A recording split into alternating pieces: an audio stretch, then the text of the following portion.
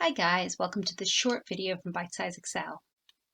In our last two videos, we looked at bar and column charts and pie charts. And in this short video, we're just going to take a quick look at line charts. So in a similar way to our other chart types, we select the data that we want to display in a chart, go to our Insert tab, and in this instance, we're going to come to this second from the top option, which is Insert Line or Area Chart. Now, another way to get suggested charts up is to click on recommended charts, and it will show you for that type of data what it recommends as a particular chart type. You can also click into all charts and you'll get this option where you can pick all your different types. In this instance, line charts is its first recommendation here. So we just click on that and then click OK, and it will insert a line chart. And as with all our other charts, we can have a play around with our layout, different options.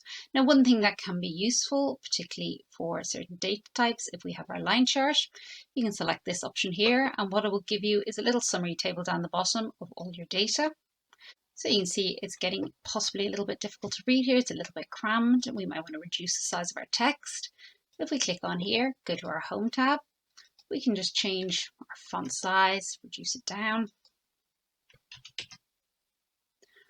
or potentially our font type.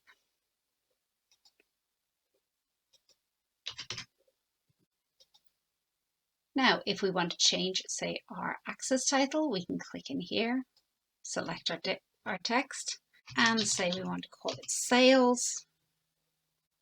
Change our chart title in the same way. We might want to call it Annual Sales Summary. And as with your little table at the bottom here, you can change the side. You can adjust where exactly that axis title is going to fall. So say we want to increase that to size 12. We want to make our title bold and underline it. Make it a little bit bigger. We also want to remove our decimal points from here. So we might want to click on this Axis Options button, come to Number, change our decimal points to 0.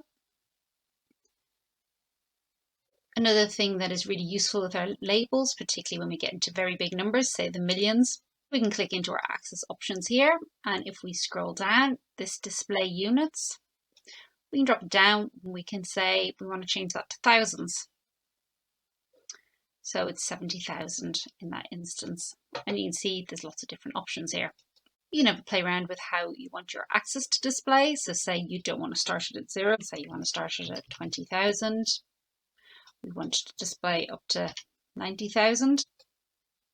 That will obviously tweak our axis. And if you don't like some of your changes, you can just reset it.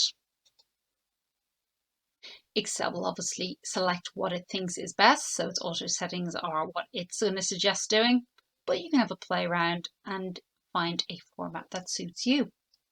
So these types of options are available no matter what kind of chart that you're looking at. If there are any particular questions you might have, or anything particularly that you might like to know how to do, please do leave me a comment. I hope that you found this video useful, and I look forward to seeing you on the next video.